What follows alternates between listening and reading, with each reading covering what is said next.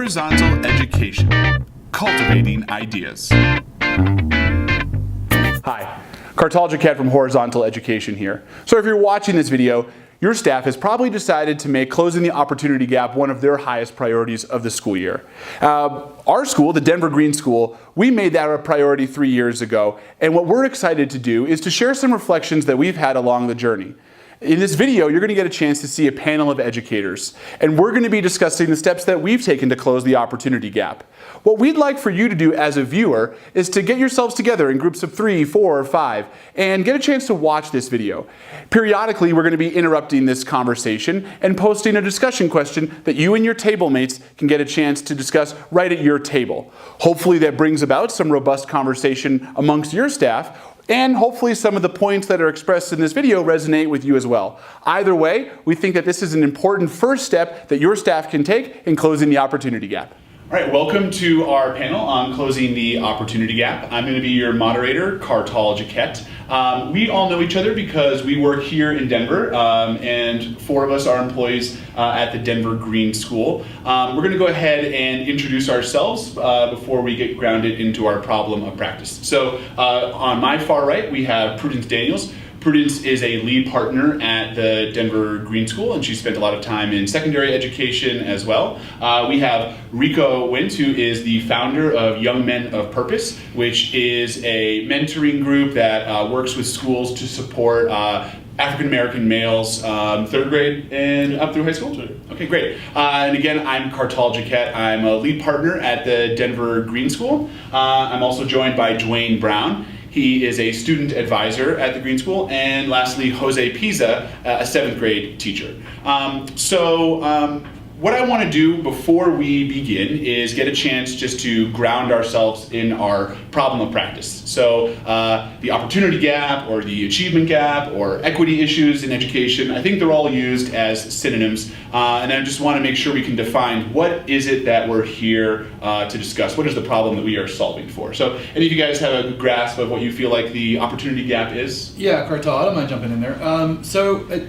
I think it's pretty simple, as unfortunate as it is, and there's a reality that students of color, and to be more blunt, like African American students and emerging bilingual students within public education, are not receiving the same benefits, whether it be in the form of academic growth, and oftentimes also in the area of like behavior supports. Great, thanks for that, Jose. So that's what we're going to be discussing here today. We want to talk a little bit about why we're here. We're here humbly. As a school, we know that we have very far to go in our journey for closing the opportunity gap. But we're also here because this upcoming school year will be the 3rd year that closing the opportunity gap is the #1 priority for our school. And in these first 2 years, we've tried lots of different moves, and we've seen a lot of success. Our growth numbers for students of color and for emerging bilinguals are excellent in math and especially in literacy. And while we don't know the exact correlation with some of the moves that we've made, we do feel like there's some priorities that we've had as a school that are worth championing. So we want to make sure that we're explicit so you know what to expect. So some of the things that we're going to be talking about, and I know because I've talked with this team, is the move of unpacking your own personal bias that you bring with you in education, as well as the bias that's inherent in education as an institution. Secondly, we're going to be talking about making authentic partnerships with students and their families. Third is really not just for students of color, but just a school-wide system that supports any student that is not meeting grade level expectations. What is your ability to differentiate and to target those students? And then finally, expectations. What are the critical ones? How do we explain the rationale? And how do we make sure that we enforce them consistently? We've seen that that has been a big investment that our students of color and our emerging bilinguals have really appreciated.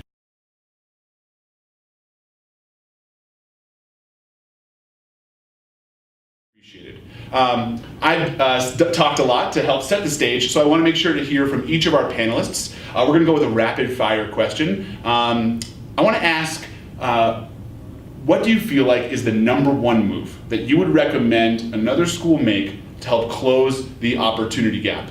Prudence, if I could start with you, and then we'll get a chance to work our way down. I would say the #1 move is having tight data analysis team meetings and having tight data analysis team systems. So I think weekly looking at student work and sorting student work and making instructional moves based on that student work, and then also having accountability systems to make sure those instructional moves are followed up upon. We also analyze student tests, we look at student behavior, and then we look at students at the individual level with monthly RTI meetings as well. Thanks. Go ahead, Rico.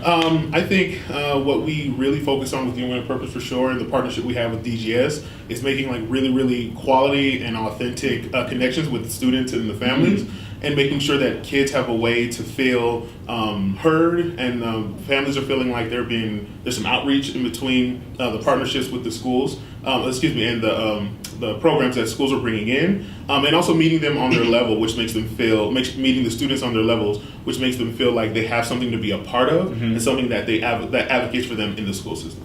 Rico, I'm really glad you mentioned that. I'm going to come back to you for that point, because I think that's something that education struggles with, building authentic connections with traditionally underserved students. So let's come back to that. Dwayne, how about for you? What is that number one move that you would recommend other schools make? Yeah, it's going to be a bit of an echo to what Rico said in building relationships. From a behavior standpoint, somebody that responds to behavior all day, one of my moves is to just immediately engage with families and the student. That gives us a lot of context, it gives us empathy when needed, and it gears me better when I'm like involving or responding to the student or the family.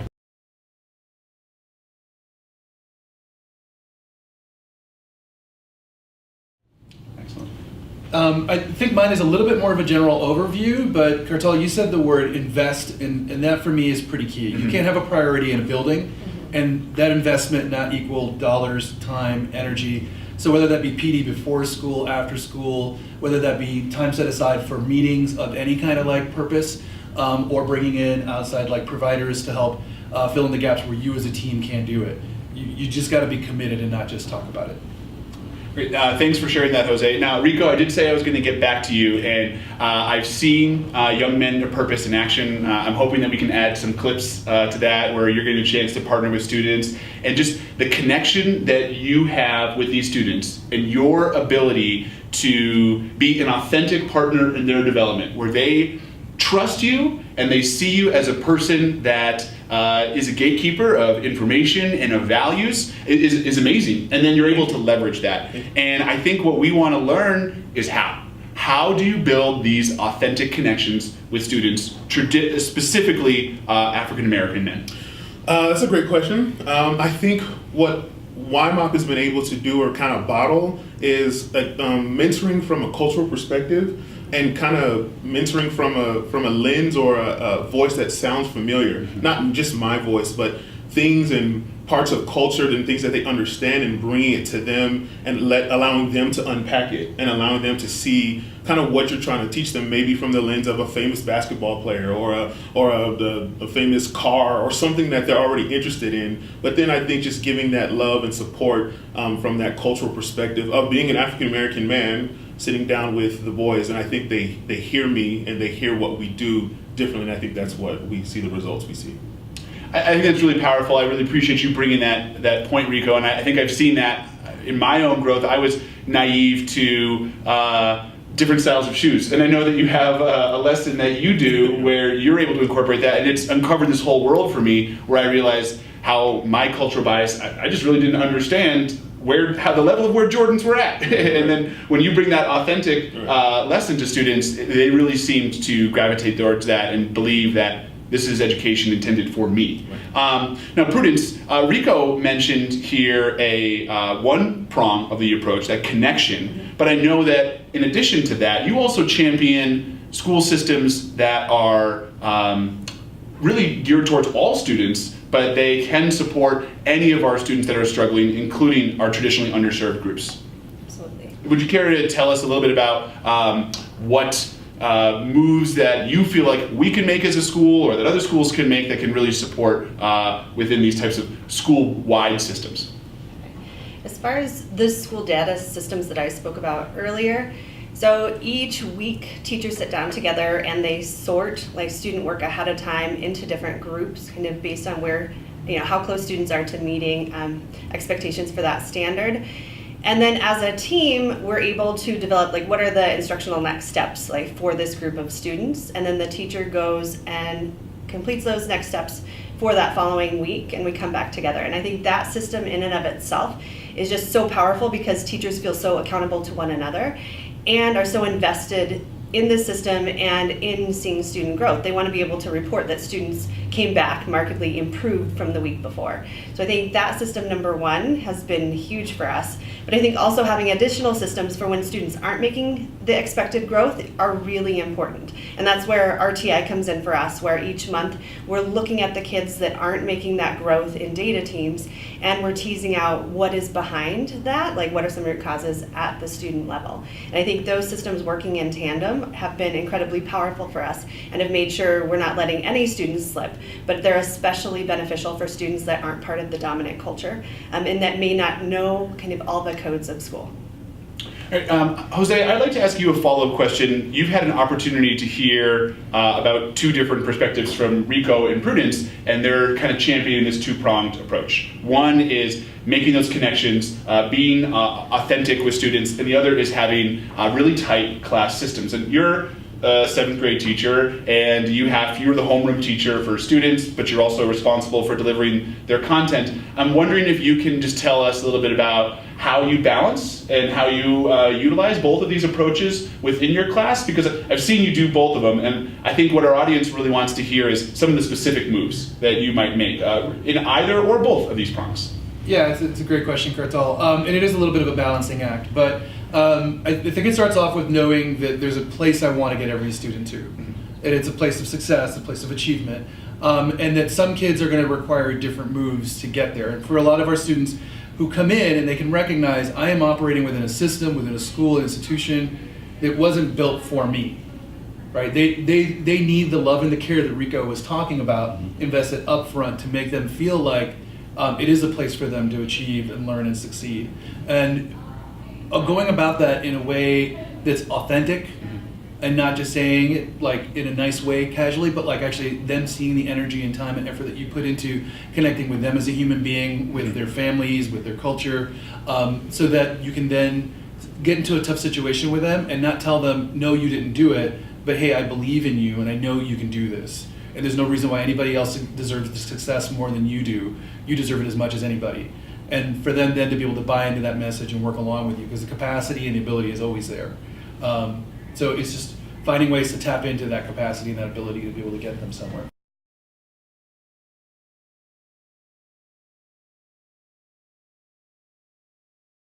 And Jose, to champion some of the approaches that you use, and you've had some of our highest growth scores in the entire school, also especially with some of our students of color, But some of the things I see you do very specifically is if there's a student that's not meeting expectations, it always feels like it's a private one-on-one conversation, either out in the hall. You might wait. Maybe you're in the middle of instructing and you're not going to shame that student in front of the whole class, and you're going to take them out. And the tone that you have is very much this, hey man, you know that we've talked about the importance of making sure that when we're in group work, we're really focused.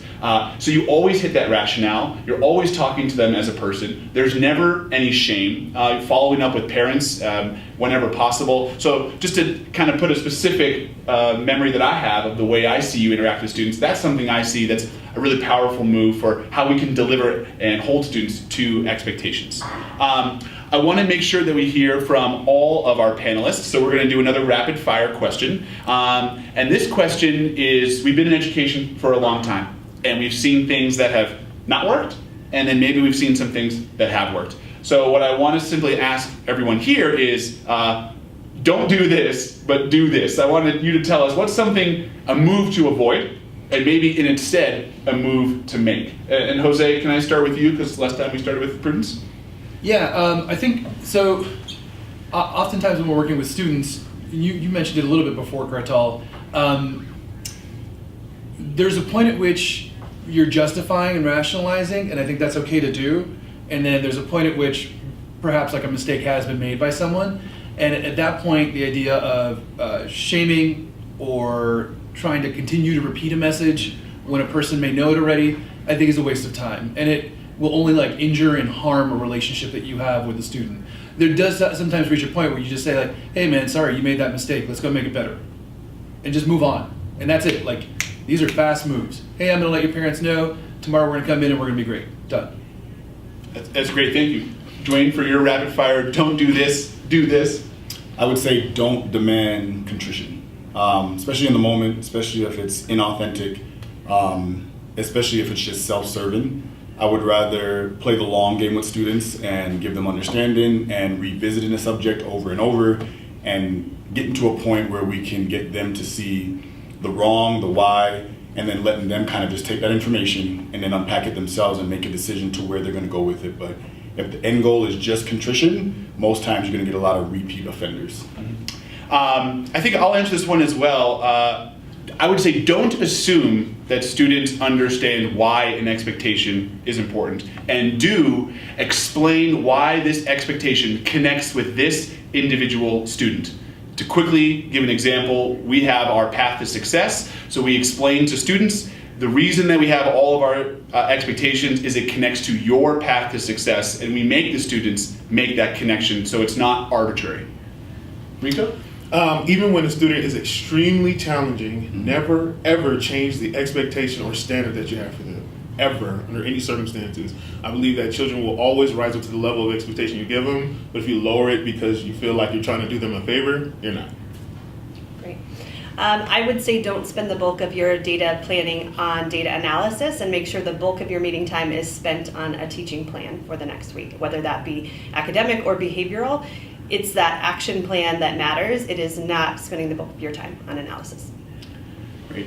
Now, Dwayne, we work closely in our role in the middle school as the student advisor and lead partner, and I know we've had lots of conversations on this topic, and you touched on it with expectations. And I think that it's one of the areas in education where we just assume that these expectations students will adhere to. If they're not, you talked about that forced contrition.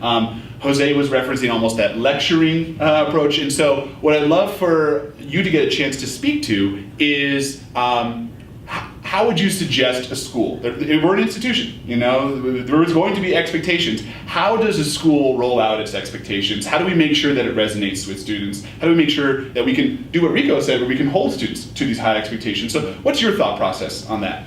So there's a couple of things. I think just historically schools have had rules because they feel like we should have rules. We're a school, we must have rules.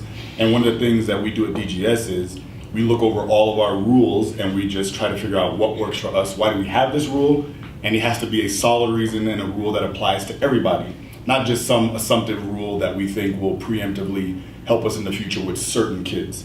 But with that, as far as rolling it out, we invest. We invest a lot of time at the beginning of the year when we come back from breaks, every Monday meeting that we have with our students, and we just repeat our rules. And we give a lot of whys, we give a lot of explanation, we make ourselves available for follow-up and explanation. So by the time that rule or that expectation is broken, they're just coming to us and we're just pointing the mirror back at like, hey, remember these things that we spend a lot of time talking about? That's what we're focusing on today. You're still a great person, we still love you, you're still a part of our community, but we have to work on this one thing, let's get back to it. This takes out a lot of personal, just needing, again, that contrition, and especially it helps us with our human nature, which sometimes we get angry. And we get angry as adults and we just go to authoritative mode with the students and we say we demand and we better fix it. Just a lot of investment in pre-work. And then my job helps specifically, I have a lot of time to just go around before anything happened and just build relationships and just continue to remind expectation.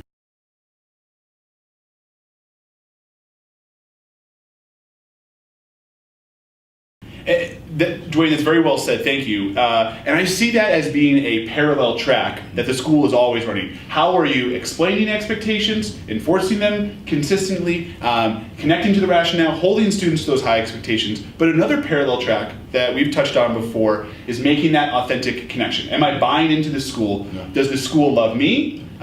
Does my mom and dad think that this school loves me as well? And so making that authentic connections. What I'd like to push our panel right here to do is just a quick popcorn share.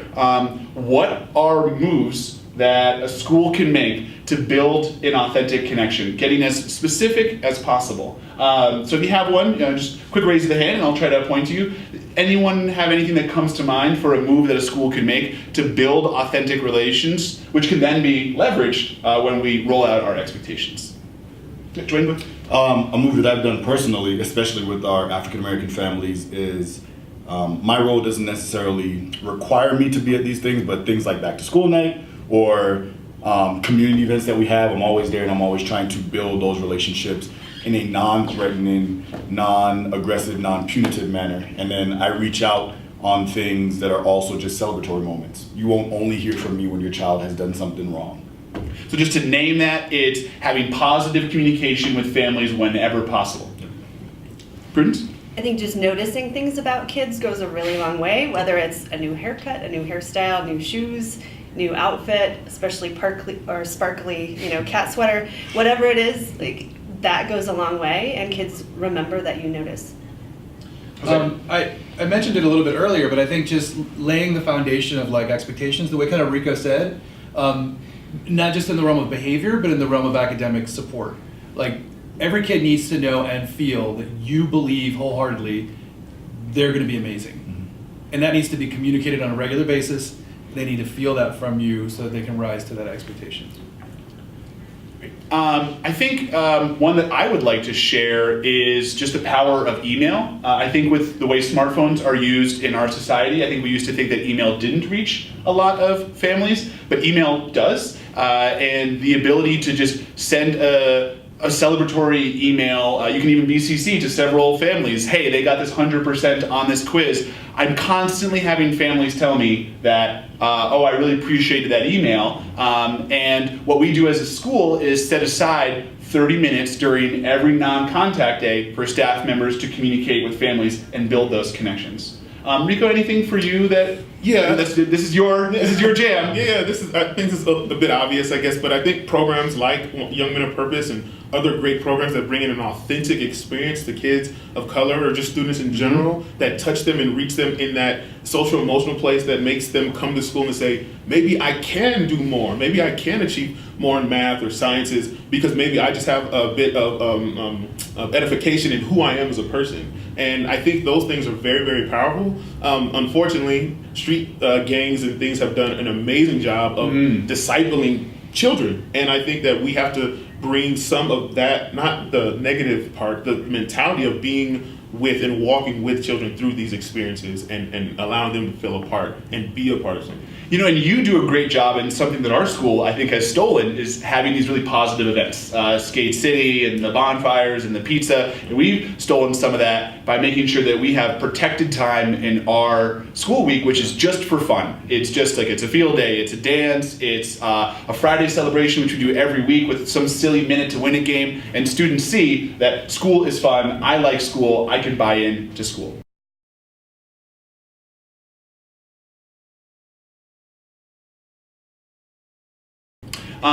I want to shift here, and I'm going to start with a reflection on my own personal journey within Opportunity Gap and our equity issues, and I just want to see if it resonates with anyone else and if you want to add on to that. So for me to speak personally, as a child of the 90s, I felt like the messaging that I received, which is that everyone is equal, and racism is terrible, and I internalized that, and I think that was wonderful, and it was a wonderful message, but and we still obviously have overt racism in our society, and to ever think that we're past that would be a total lie. But education, as my journey in equity has evolved, I think my view is that where education struggles is not necessarily in just overt racism, but in the fact that it was an institution that was designed by white people with just, unintended but bias towards the way that white culture operates. And as a school, thinking not from a deficit mindset of what do our students of color not have, or what do our underprivileged groups not have, but instead, what are the ways that our institution of education is geared towards white people, and then how can we make adjustments? And just to name some specific differences in white culture and African American culture, in white culture, authority and systems has worked well.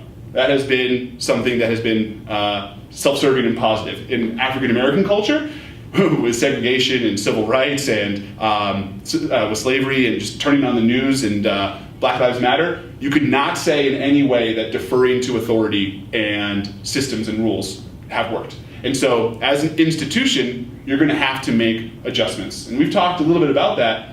Really hitting why and expectation is important. Really making sure that you're being consistent with students. And so this view that educations stop thinking about racism and start just thinking about we are different cultures and we need to treat different cultures differently and take into consideration their actions. So I'm just curious if that resonates with anyone. I mean, I'm happy for pushback because I maybe put myself out on a limb there, but what are your guys' thoughts on that type of statement? Yeah, I can start, Cartel. What jumped to mind was just even the nature of like parents. And as teachers, sometimes parents are like our most uncomfortable zone because we work with kids day in, day out. We get a sense of like what they're about, and in some regards, like we are authority figures and we're in charge and we can kind of manage that situation versus other adults are outside the range of that authority and we don't always know the way they're going to respond to something. And as a matter of concern, like I know, for example, being a Cuban Mexican, that the Latino Hispanic community as parents are going to respond differently to concerns and challenges from the school with a lot of sometimes deference or trust that can be misplaced.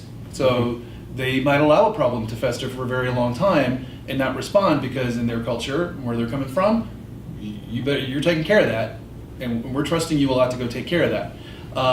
Likewise, I know in the African American community, at least in my experience, it can be a much more assertive presence, and that comes off as antagonistic or aggressive to someone that's operating within like a very comfortable white, soft-toned world. But in reality, all that means is there's a lot of love, care, and passion for a kid, and they recognize that for generations, the system that we're working in hasn't always reciprocated that love, care, and passion for their child or their people. So I think there's a balancing act there, and and it only gets more complicated the further we go into bigger, broader, emerging bilingual like cultures and communities within our schools. So there's a lot there to take in and to like commit time and energy to understand. But I think we're a team. It takes a village. You got to all work together. Dwayne, I want to ask you a question before I get a chance to wrap up. I know that you've talked about this and maybe to connect several points here. So when we say that deference to authority isn't automatic and systems don't always and rules don't always, it's not inherent that, yes, I should follow this. But I know that you're a huge champion, just as Rico mentioned, that don't lower your expectations. Right. And you've talked a lot about how families in the African American community, when you start to partner with the families, you realize, well, these expectations at home are higher. Yeah. So it's not about letting students slide. I realize that school is not working as well for you. So how do you kind of toe that balance between all of those different moving parts? Yeah, for me, it's interesting because even just when we're talking about our own bias and our own things that we bring to it, there is the idea of like, you have a black guy at school, everything should be fixed. But I'm still coming with my own bias of just an age gap because I have I did have a single mom and a struggle in history or whatever, but I made it, so then I'm kind of projecting that onto these kids with some of the similar issues. Like, well, you should be fine too. So I still have some stuff that I have to like go into a situation to unpack. But overall, I think just a simple answer is, Black, Latino people, we don't need a different set of rules per se. We might need more understanding or there might need to be more context and empathy when you come to tell us the reason why this applies to everybody. But we're not asking for a different set of circumstances. Rico put it well when he had his last event, and he was talking about, the girl, the African-American girl at school with the hoodie on, and she's just refusing to take the hoodie off, and she's fighting with teachers, when the real issue is she doesn't have money to get her hair done. Now, we're not saying that she should be allowed to walk around school with her hoodie on, but we might need to have a different conversation with her on the side so she understands the balance of, we still need you to follow this rule, but I now have a heart to what your situation is. So not a different set of rules, just a little bit more willingness and time and investment to get to that place. That was such a great way to sum that up. Yeah, Prudence, to add on? I think to add on, it's not so much different rules, it's just families and kids need to understand that rules are being equitably applied. And I think there's a sense of justice and fairness, and am I being called out more than these other students? And I think that's something that I've learned is really important to name, and that families want to see that it's not just my student that's getting in trouble for this. And when I recognize that this is being fairly applied to other kids, totally on board, it's totally fine. I think it's just really important to communicate that it is being applied to other students. All right, I know that we are running low on time. Does anyone have a last point that they really wanted to make sure they get in? Okay. Well, I want to thank all of our panelists for coming in, and thank you, the viewers, for getting a chance to watch this. If I could end with one point, I would take what Jose's point was to start out, which is just, if this matters, if this is important to you, if this is something that keeps you up at night, then this has to be your number one priority. And anything else is going to be paying lip service to the opportunity gap. And if you start to go on this journey, even if you don't know all the answers, have confidence that at least you'll get better. And if better is better than where we are right now, it's worth it.